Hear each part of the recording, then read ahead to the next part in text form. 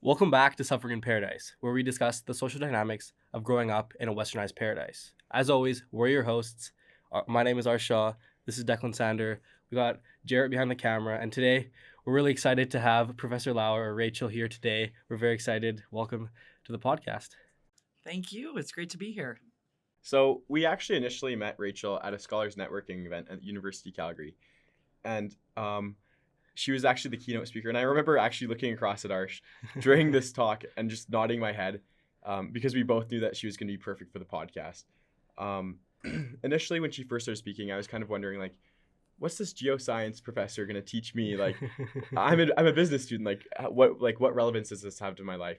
And then it's just as soon as she and then as soon as she started speaking, I was surprised, and I was really shocked by really her ability to put in context her experiences and make it relevant to my life. Right. And I was really impressed by that, and like just the fact that she's encountered so many challenges with like mental health and finding her purpose. Like looking into her background, we found tons of interesting research experience, and like the fact that she went to the seafloor of Alvin, which is 4,500 meters deep, which is like 4,000 or 4.5 kilometers into the earth. Crazy. That's pretty wild. Like we found that really interesting, but more than anything, we found her perspective interesting. I'll now hand it off to Rachel to give us a little bit more background into who she is. So yeah thanks. Yeah, well, that was an interesting event, and honestly, it was a little intimidating just being in the room and asked to speak to some of the best students on our campus.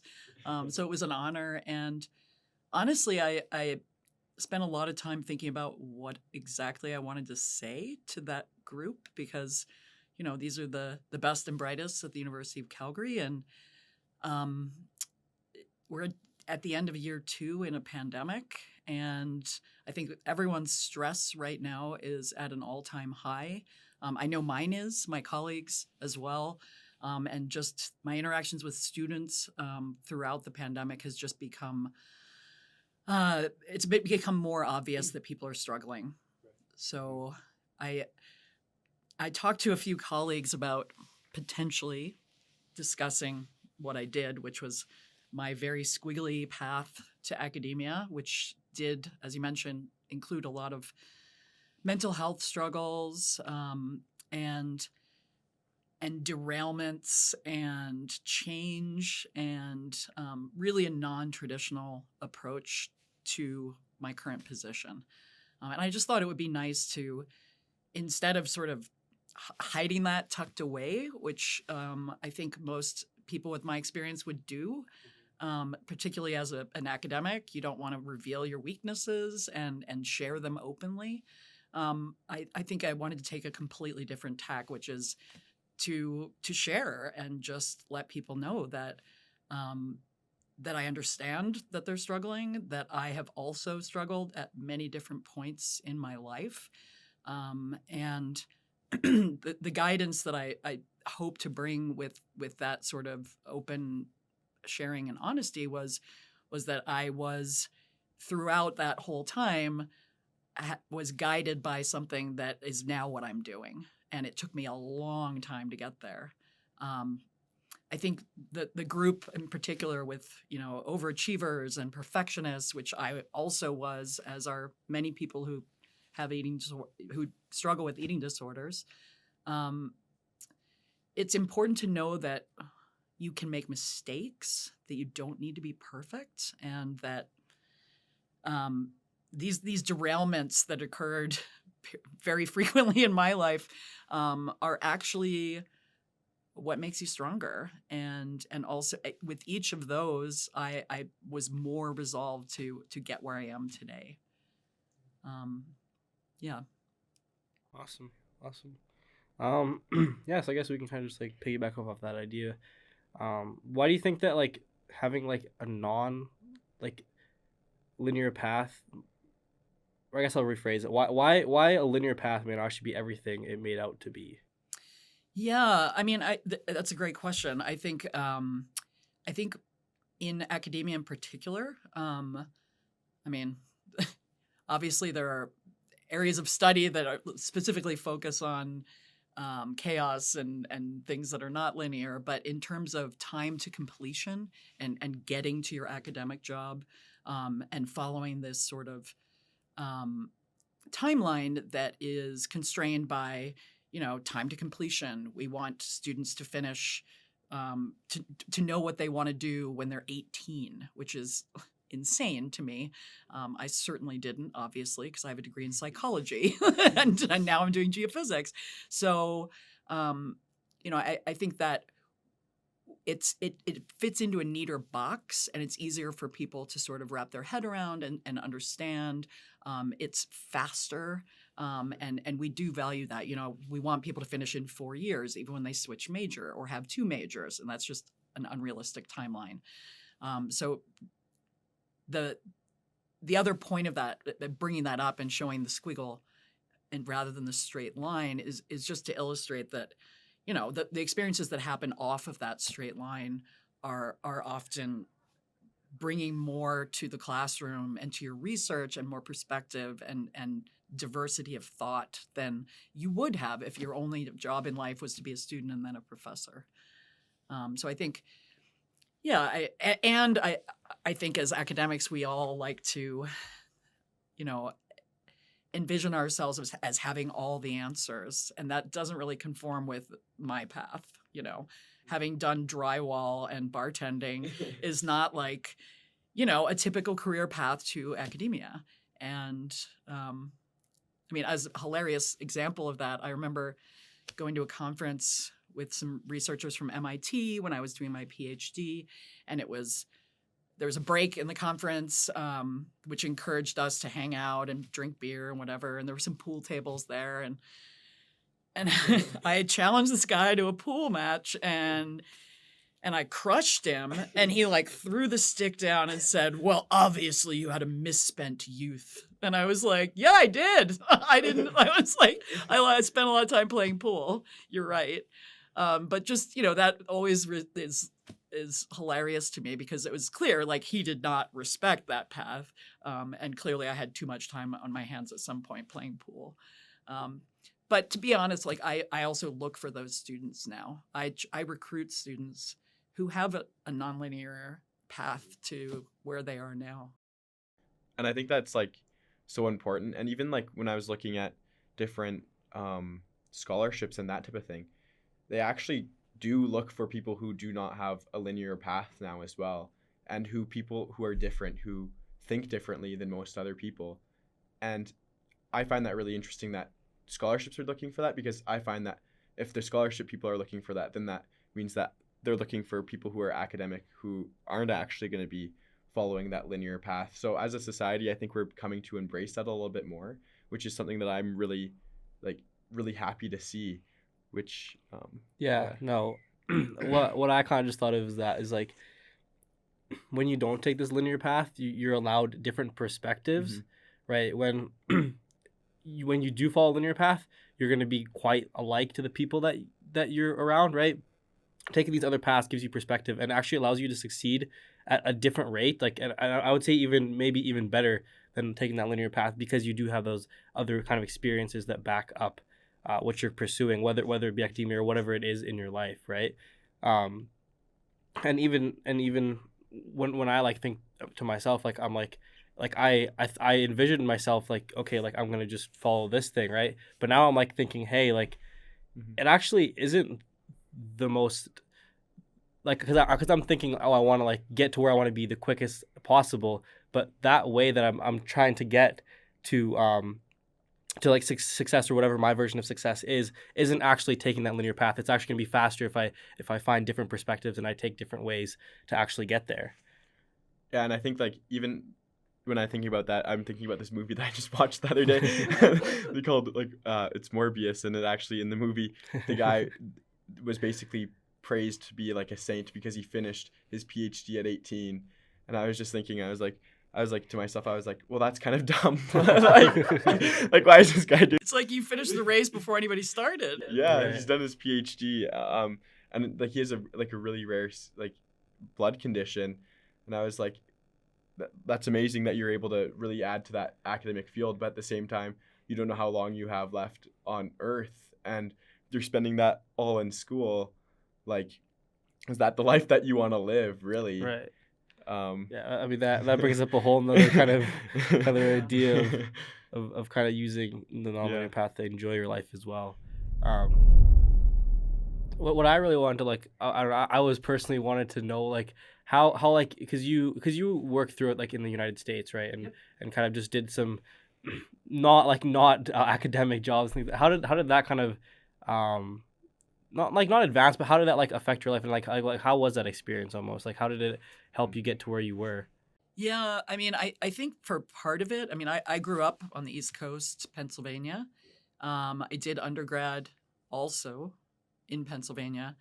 And my first move was after, I mean, I was rock climbing a ton and I had a bad accident and destroyed my arm and basically didn't want to be reminded I couldn't rock climb. So I moved to New Orleans, which is the flattest place in the country. And a friend was renovating houses and wanted help. Just knew I'd done some drywall and other weird stuff, and or wanted to learn more about that process. Then I lived there for a while, got bored, moved to Alaska for a couple of years. It was almost like I was running away from something on some level, I think, because I lived in like 8 or 10 states over the course of like 12 years. So a lot of moving. And to be honest, I think the last time I moved for academic reasons was I was enrolled in a this is going to sound crazy. One of the things I left off was I started a master's program at Tulane in environmental health, and they admitted me with no science, zero, like no science classes from undergrad, because I went to Bryn Mawr, which is a really good undergrad institution in the U.S. And they took my money. You know, you can pay us to be in our master's program. We will take your money. So I didn't have any of the prerequisites. I was memorizing equations and memorizing formula. I was getting all A's. I was working in 3 restaurants at the same time. And I was just like, there must be more. So I was at a conference in Alaska when I was not living in Alaska this time. I was enrolled in University Tulane. And I went to a conference, and one of the professors there, it was a geography conference, which was sort of out adjacent to environmental health. Water quality was what I was studying.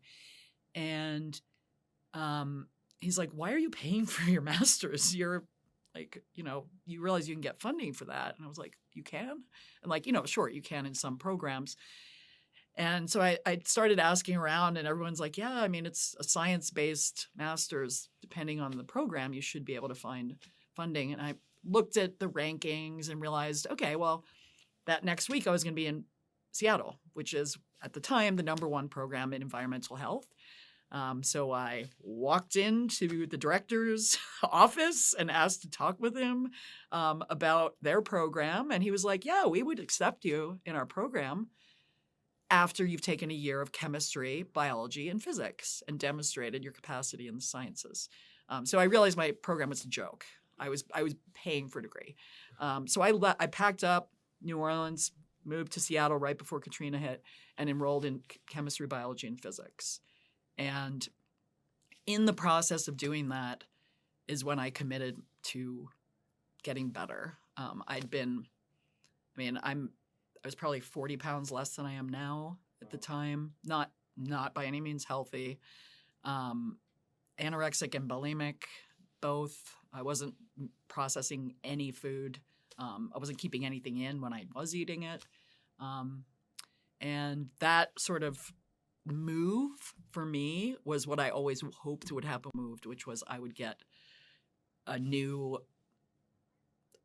chance to start over in a healthy way. And I was doing something for myself. I was relearning science and it was basically all pre-med classes with a bunch of overachievers. So it was engaging. I loved it. And then the next move was similar, for another step in the right direction. It was almost like every move and every different job from that time forward was getting me where I am now. And before, the squiggles were trying not to be where I was and kind of get away from it. Yeah, that's really interesting, actually. Yeah, I have a question just regarding some of the stuff that you said regarding like some of the mental health and issues with anorexia and like how did you overcome that, and like what was kind of that path? Yeah. So it was I was hospitalized for 12 weeks in undergrad.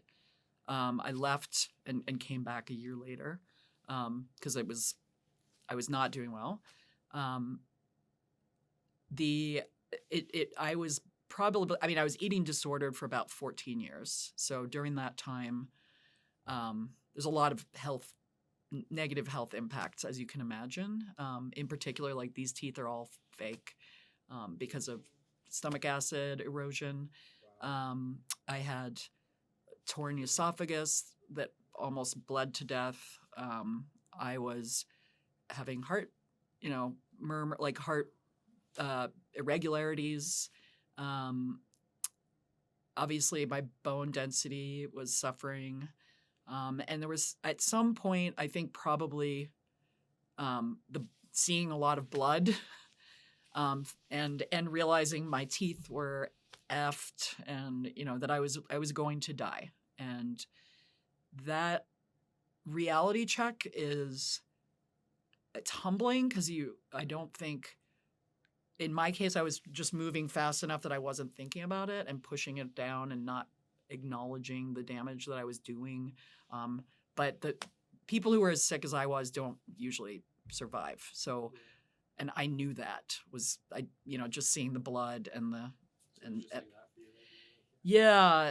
that for me was like, okay, I do want to live. This is a world I want to be in for longer than another day or two, which is what there were enough scares happening and with frequency that was would scare anybody, but someone who's self-destructive is also not likely to take notice of all the signs. I mean, the signs had been there for years. I was just sort of at an age finally, I think, where I was like, okay, I'm going to live.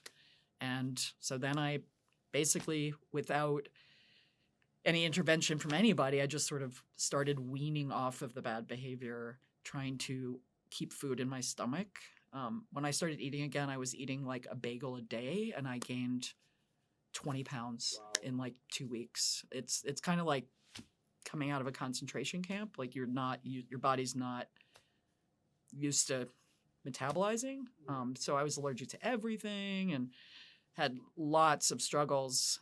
But by the time I decided to move to Seattle, I was committed to being done with the self-destructive aspects of my eating and try and be healthy. But that transition took about 9 months to just cut off. I didn't go cold turkey. I was disordered in my interactions with food for less and less. And then I also got into biking, honestly. So I biked around the state of Washington with a new partner, got into like taking care of this body instead of destroying it. And that's that piece I think I referenced even in that talk, just like having something that I do that I love that is very physical and requires me to be healthy to do it well. It was like replacing a bad behavior with a positive one. And that's not to say I don't still struggle, because I do. The pandemic has been the hardest 2 years I've had since then. I haven't relapsed in probably 15, 16 years.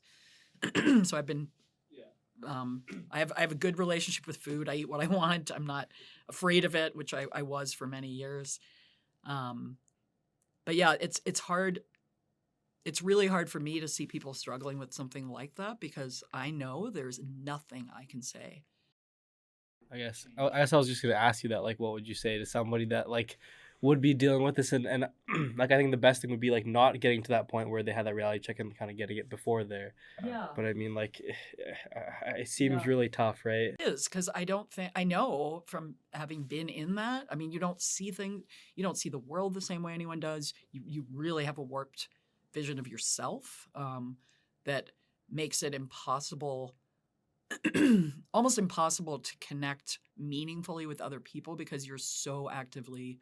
Just like your head is somewhere Yeah, else. I mean, it almost has to be. You're self-destructing. You're hurting yourself, and to break through that and reach somebody, people tried. It was very obvious I was not doing well, and parents and friends, and I think one thing that I would encourage anybody who has someone they love or care about who's struggling, is don't not talk about it. Just being open and saying, I know you're struggling and I'm here if you want to talk. That's without any other information, not trying to get them to stop a behavior is hurting them, because that's all on them.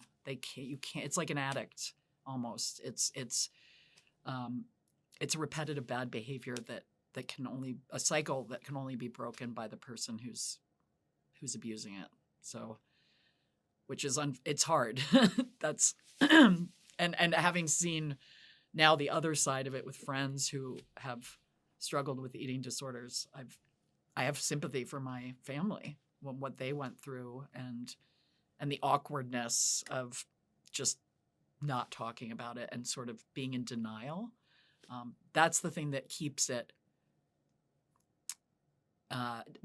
Family and friends being in denial does not help, because then you think you're fooling everyone, and you're not. It's not. Yeah. Yeah, I mean that's incredibly tough, and then like props to you for like really going through that and taking that lesson and teaching Like, others about it. learning. Like that's just shows how strong your character is, really. Yeah, I'm definitely lucky to be her, and I know that, I'm cognizant of that, having just been so.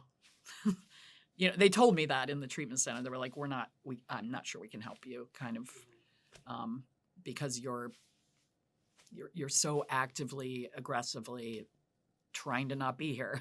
So, and that's the other thing. I think a lot of people think that you go, you get treatment and you're fine. And it's like any struggle that involves negative behavior and addictive behavior. Addiction is a big topic right now, obviously, globally. Realizing that people who have struggled with something are managing it, but they're not. You're never better. Like like an alcoholic, they might not be drinking. That doesn't mean that they have a good relationship with alcohol. It means that they are avoiding bad behavior and working through it. Yeah.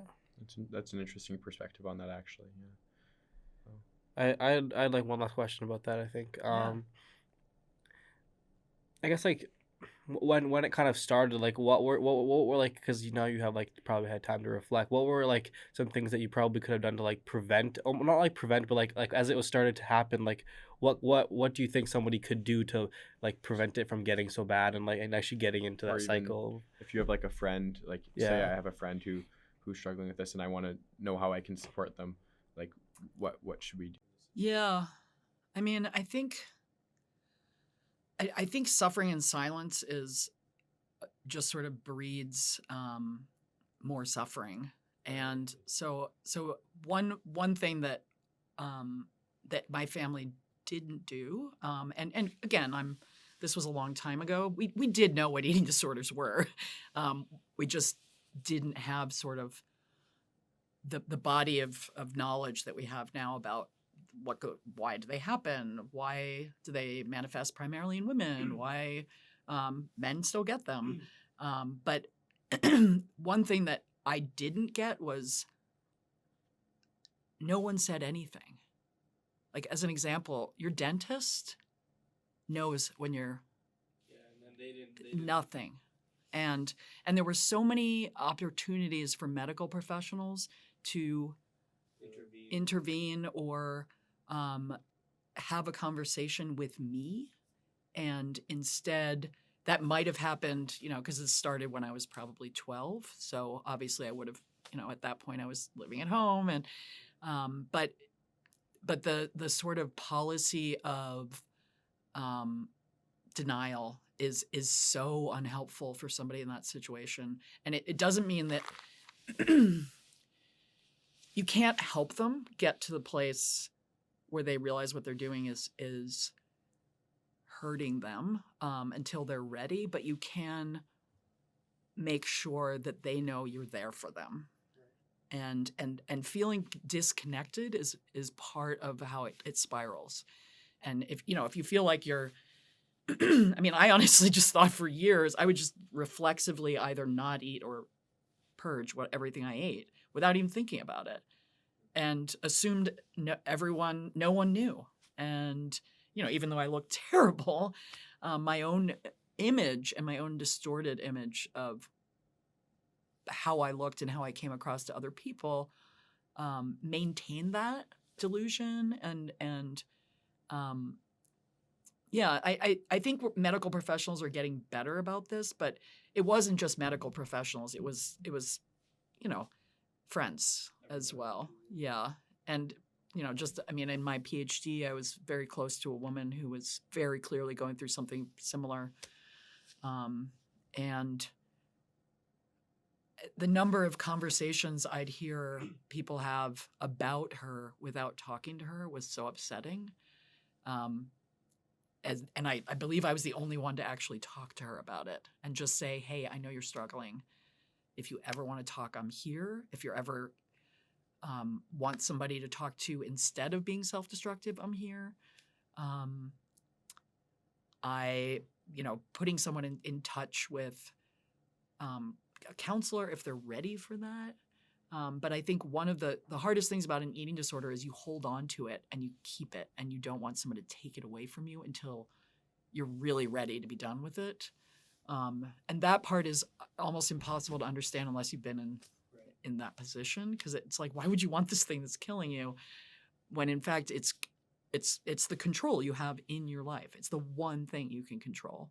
And that when life is out of control or when your standards are so unreasonable that you have to be a straight A student, you have to be going to the best school, you have to be getting the job you want, you have to be, as a woman, free of body fat and like beautiful and, all of these things. God forbid you add to that Instagram and all this other shit that's going on now. I can't even imagine how hard that is on top of, what just being, a self-destructive person who's struggling with the world.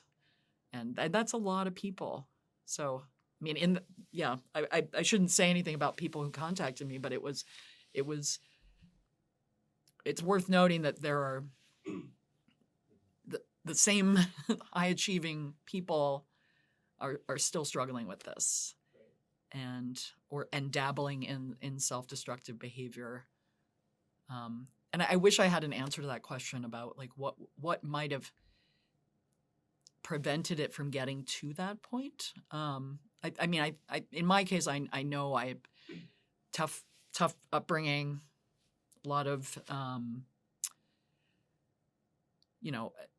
abusive behavior that when that stopped, I started abusing myself. So it wasn't like something new. It was just a different way of achieving the same goal of sort of now self-destructing instead of having that experience with family. So there are still entire countries that won't even have those conversations. And a campus that is this international, there's probably a lot of students that wouldn't even consider getting help for something that they're struggling with, because it's there are cultural differences that even just going to one of my best friends in grad school was from Scotland, and she said, we don't do that. We don't go to counseling in Scotland. I was like, what? Like, no one's depressed in Scotland? Like, I mean, it's beautiful, but, you know, and even like countries we think of that are very similar to ours, there are different cultural norms that prohibit people from having these conversations and being honest about struggling. And I think like even these conversations are so important to have, like for people to understand what it's really like to actually struggle with something like that. Because I know for me, like I've also seen a lot of like my friends and a lot of people struggle with that, like on both sides of the spectrum, from like very poor, like very abusive households to like more well off, and but still at the heart of it, it's really that you see people really reflecting a lot of the behavior that people have pushed on themselves, and it's really just something that also like I feel a lot of like empathy for, and I just when I see it really hurts me as well. So even just listening to you is Pretty painful. yeah, it was pretty painful, and I know Aarsh probably has a lot to say on this too. You guys are the when you walked up to me, I was like, who are these two tall young men, and what are they possibly going to say to me? And the fact that you ended up doing this incredibly wonderful podcast that is talking about this stuff was not what I expected. I think it really even helps that like you're able to like talk about such a sensitive topic, like just like on the air, like for everybody to listen to, right? Like and that makes it easier for other people who are not necessarily talk to like on a podcast like this, but to be able to talk with their close like close friends and their close family members and people, because that's obviously like really difficult to do. So Yeah, and I know like a big feeling that people get when if they want to talk about it, one thing that really stops them is like the feeling of shame that they have, because yeah, they feel like I agree. I like I felt that, and I think other people, like a lot of other people have probably felt that too. So Yeah, I agree. Like I think even when I'm like yeah. if I'm ever struggling, like it's always shame. I think that's like well put. Oh yeah, and I mean, there's nothing. I mean, I still have nightmares about. You know, I've been fine for a long time, but I still have, like shame dreams about like someone finding out that I am, you know, that I was just in the bathroom throwing up, and I'm exposed, and like I walk out of the bathroom and there's like a class full of people and I'm the professor. Like that still happens to me. So that you're right. The shame is what keeps us from talking, and that's why it's like, nope. That's, you know, and one thing I don't remember who of you said it now, but defining your own success is the other key to here that I hope I'm still working on. I just, you know, I just found out I got tenure, which is awesome. Yay! And now it's time to like, okay, like do, you know, you for most of our lives, we allow everyone else to tell us how we're doing, whether it's a professor or an employer or you know, It's anybody in your life. yeah, any partner, friend. Hopefully your friends are telling you you're awesome, but you know, like the idea that that's always sort of an external assessment that we're being judged. I think part of my getting out of that pattern of self-destruction is realizing I can choose what success looks like. Of course, I got a PhD, so I could do that. But like it's, you know, but my success for me is having as much of a positive impact as I can on people. Being able to like define what success looks like for you is a really important thing to start working on now. And I know like for me, even like I always kind of was also asking myself throughout my high school and throughout university, like how do I define success? And I think it's something that really comes with experience. And like for me, like I've come and I kind of have like a little bit of a definition now for it, like in how I kind of see success in my life. And honestly, it's almost like plagiarism in a sense, because like I feel like I stole it from someone else. Like for me, I think the moment that I really was like, okay, this is what success means, is when I actually started volunteering with this one organization called L'Arche, which is, I'm not sure if you know what it is, but it's an organization for people with and without developmental disabilities, where you come together and share your gifts. And like initially, I think I was in, I want to say grade 9 or 10, and I was considering volunteering there because my brother had volunteered there, and I actually was going over for supper, and I was knocking on the door, and I remember knocking, and then I was like pretty nervous by the whole event, and I was like, how am I gonna like interact? Like I'm not really too sure what's gonna happen. And as soon as the door opened, I was greeted with this really big warm hug by one of the core members who had Down syndrome, and I remember just feeling like, wow, this is what it means to be like. This is what it means to be successful. Like it means like pushing yourself and like making others feel comfortable, and like being there for other people, and really like pushing the boundary and giving people like hope in the different things that you do. And I think that's like a more dynamic way of defining success, and I feel like that can be a definition that can be applied at different points in your life as well.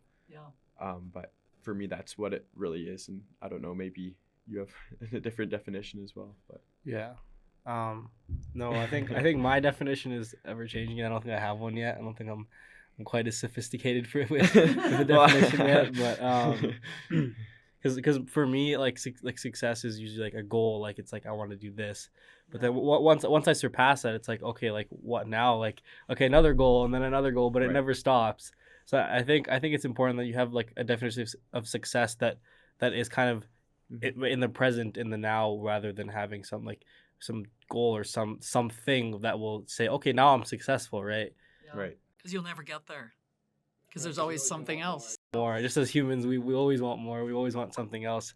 So that success, like it needs to be ever changing. It needs to be like in the now rather than anything else. And that's a really wise thing to come from two very young people. To both of you.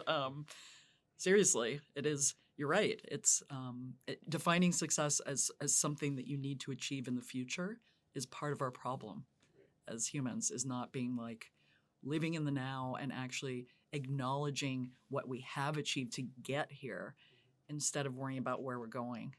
And as someone who's, worried about climate change, we need to worry too, but and do things differently.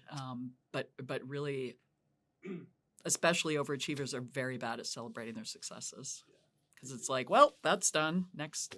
Yeah. Yeah, like that's exactly how I feel a lot of the time, where I'll be like, oh, okay, my exam's done, and I'll get a good mark, but I won't really take the time to really celebrate. Instead, I'll just be like, okay, next exam, and like kind of move on, like we've got other things to do. So and I think it's really difficult though, like especially with like busy schedule, like you do like you can't deny the fact that you do have an exam tomorrow, like if that makes sense. So it's like it's really easy to just kind of move past it and be like, okay, like I need to go now. Like there's no time to kind of like think about it. But I think that can also like kind of like contribute to burnout and things like that. But we'll get into that. Yeah, just not having a moment to to regroup and just take stock of where you are and what the next step is. That's academia too. We don't get a lot of breaks, as you probably can imagine. Yeah. And that even reminds me of like a Confucius quote. I think it's Confucius, but it's one of these like Stoic philosophers. And I listened to this and I was like, is that true? I actually don't really know, but the quote was basically, a busy life is a barren life. And when I saw that, I was like, that's interesting, because we're always told you have to be the most hardworking. You have to be the, like when you're at school, when you're at home, when you're in the gym, when you're anywhere, you have to be the hardest working in the room. You have to do this, you have to do that, you have to do that.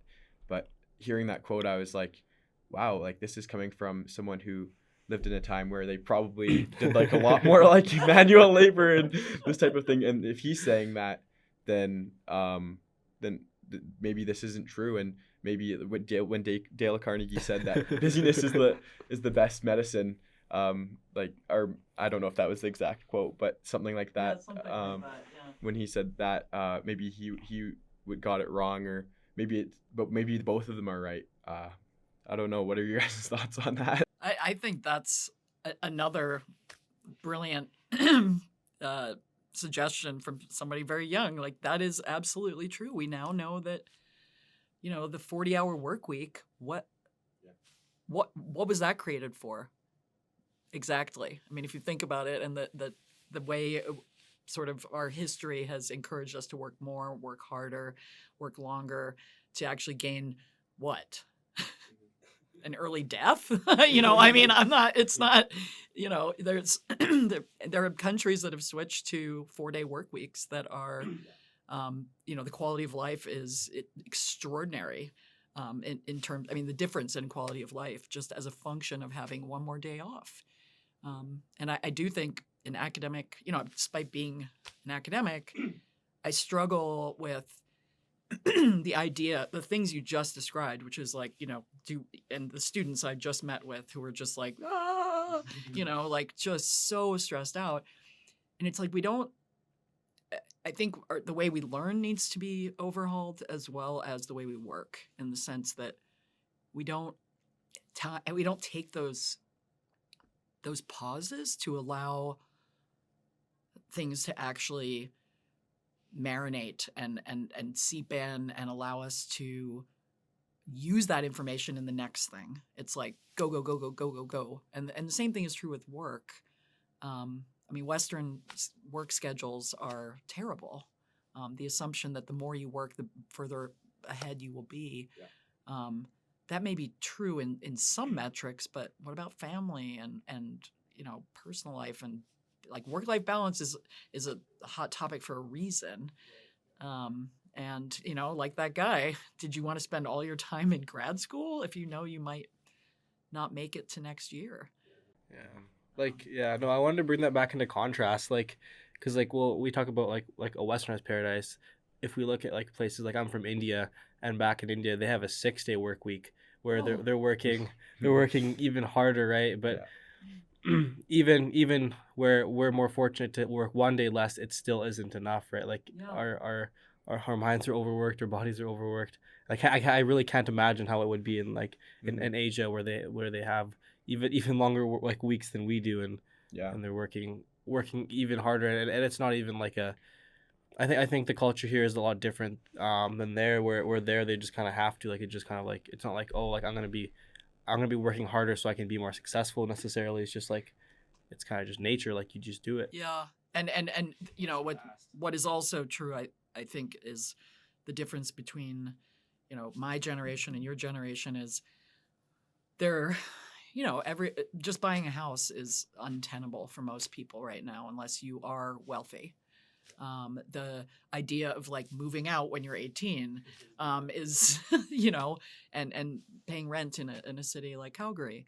The expectations of where we were 25, or where we thought we would be, we didn't end up there, and it's a lot harder right now for people to get by. There's a lot. I get depressed even thinking about homeless numbers, and the number of people who have, as a result of this pandemic, have become homeless, and not because they didn't have jobs, but because they didn't have enough jobs. And you think about stitching together 3 jobs and working 70 hours a week and still not being able to afford it. 6-day work week is like, I know what happens to me when I work every weekend for a couple months. I'm like, it's taken me 4 hours to do something that would take me 20 minutes normally. Your brain doesn't work that way. And I chose a silly job if I'm truly respect work-life balance, because academia, you're just always doing something. But you're right. I mean, that's the world is, depending on, I did not know India had a 6-day work week. That's insane. To what about families? What about relationships? What about hobbies? And I feel like that's how really we normalize it in the West, especially as we use downward social comparison to be like, at least we're getting paid good for like you know what I mean? And that's the way that. But our quality of life, is it really better? That's the big question, really. I mean, And I do think your generation is tapping into that in a way that, my generation is, Gen X is like, just keep working, put your head down until you're ready to retire, and then put your head up and be like, oh God, my life is over.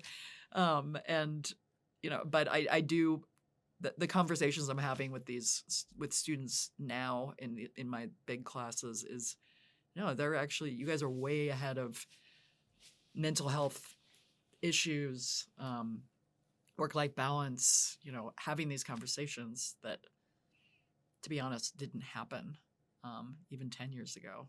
So I kind of wanted to shift back to what we were kind of talking about a little bit before, about like the definition of success and kind of like seeing things like in the now. Like I had a very specific question. Like I don't know if I feel like you would have like like maybe like living experience just like through life. How do you like make finding purpose more like a natural objective, or like something that kind of just happens naturally more than something you like seek out every day? Because I know for myself, like I'm like kind of like actively kind of looking for a purpose or like something like a reason that I'm here on this earth for. But like I think that you like like I'm starting to learn that purpose is not something that you like just like can just find and take, right? So I kind of wanted a second opinion on that from you. I mean, that's an interesting way to frame it, and I think I was exactly the same way at your age. And it also comes from that need that to do something and do the right thing and find the thing you're good at, which is drilled into you around this time in your 20s. And I remember having conversations when I was at Tulane, in that program, with my professor, who I respected enormously, and telling him, I was like, I don't think this is for me, but I had to do something. So I enrolled in a master's program. I mean, that's how much I needed to find my purpose, through trial and error. And that process of constantly searching it out is probably why I had so many careers over I wouldn't call bartending a career, but you know what I mean. But the organic aspect of sort of slowing down enough to take stock of what it is you're good at, what do you enjoy, like truly enjoy, not what you're supposed to enjoy, because that's the other thing I realized way back was, I was doing a lot of things that were like ladder climbing, like making sure I was moving in a direction that I wasn't determining. It was just keep doing stuff and keep achieving things, but not really taking the time to realize, like, I just very recently, my partner said to me, "You really love teaching." And I was like, "Yeah, like that's half of my job, so I better." And and his point was that it's very clear that as crazy as that path was, I actually am doing something I love, and that's what you want. What is it that you love? And I knew I loved teaching the first time I taught a class like 20 years ago for something else. It was like, whoa, this is cool. Like you're connecting with people. There's like live energy. You have an opportunity to connect people in a way, and help them think about the world differently. And everybody has something that gets them like that really makes them happy. And it wasn't until fairly recently that I discovered what that was. But I also don't think in my 20s that I would have even considered a PhD. Like, hell no. I was like too busy bouncing around and wanting to travel and, do other things. But yeah, I think it's the active part of it is when you won't find it. You know what I mean? I know that sounds cliche, but it's so true. It's like, it just sort of, for me was just discovering that I love what I do. And I honestly think I have the best job in the world now. And it's not because I get to write science papers. It's because I get to interact with people and hopefully change the way they think in a good way about the world around them, and opportunities like this, like, you know. So do you think that like the trial and error then like contributed to like you finding it, or like Yes, I do. And I also think I was so, I mean, I think the trial and error was also part of the eating disorder. Just like, well, that didn't work. Maybe I think I also wanted to just miraculously be a different person. So I was trying a lot of different things. But also it was, the core of it was always there. Water quality. I mean, I'm a hydrogeologist now. I am actually doing that work. So the thread of the things I tried were consistent with the same core value of environment, earth, science, physics. Like, that's what I'm doing now. But I wasn't ready to be where I am now 20 years ago, because it was a big mess. So Since I think trial and error is very important in certainly finding your purpose. And I know for me, like, I think for me, purpose is found in time spurts. Like, I don't think I found one thing and being like, this is what I need to do for the rest of my life. I'm like, oh yeah, I like this. I want to try this. I want to do this for a little bit longer. Like, even when you were saying like rock climbing, like recently I've actually got into that a little bit. Like, I'm Nice. probably going to go later today. And I'm like, wow, I actually enjoy this. This is a fun activity. And that just gives me a little bit more purpose. And I think purpose is really this idea of building all these different, for me, it's a puzzle where it's, I like this is what I'm going to do, right? And even if I don't like it, it makes me, like, it'll make me stronger. And especially, like, for me, like, growth is in that area where you're seeking discomfort. And Aarsh and I really love this, like, this idea of like seeking discomfort in this like YouTube channel that's called Yes Theory. And I know, like, we just got this new game even where we like ask questions and we try and find out like how we can make ourselves uncomfortable, and become comfortable And I think becoming that's- yeah. uncomfortable, really. Yeah, and I think that's literally what that is, like trying different things, Yeah. because we're gonna be I'm probably not gonna try, if I'm not gonna try new things, I'm not gonna find like a new purpose or a new thing that I'm doing. You know what I mean? Like in my mundane life, if that Yeah. kind of, well, and that's you just nailed it. Like, getting out of your comfort zone is how you define your what it is that makes you happy. And being adventurous too, and just being like, all right, well, I might suck at this, but I'm gonna try it. And then, for me, I discovered, like you with rock climbing, it's like, this is really cool and it totally focuses me, and I can't think about anything except what I'm doing, and it's like an escape. And I just happened to be lucky that somebody took me rock climbing one day, and yeah. I just wanted to circle back to my use of the phrase trial and error, as a way to describe the many decision points along my squiggly path, because I think, or anybody's path for that matter, because I think framing it as an error is not the way I would describe it now, certainly. And I've had many conversations with people who want to know, what would you do differently if you had it all to do over? And my answer is always nothing. Like, no, nothing. And just to get back to reinforce that a little bit, one of you earlier had discussed that taking a non-traditional path is now being more celebrated in academic areas and in jobs and hiring. The year that I went back for my second attempt at a PhD, the one I finished, there were two very high funded scholarships that were given that year. And it was both to myself, who was 37, and another woman who was 37. And both of us had left a PhD program previously. Both of us, we met each other and we were like soulmates. It was like, you've had 30 jobs. You were a bike courier too. You did this. Like, insane, different, but crazy backgrounds. So I think that can be viewed as a superpower and not a negative. And not a negative. Yeah, I think that's like really important to kind of seeing those.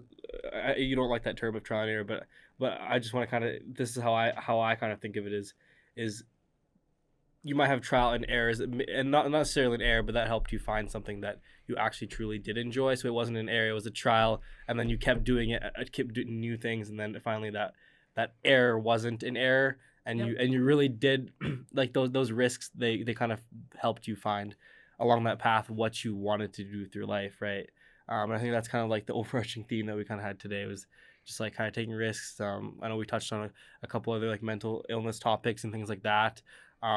If you have anybody near you or yourself that's struggling, like reach out, and it's not always gonna be like right away, but it's also like it's a work in progress, and I think it's a good conversation that we've had today.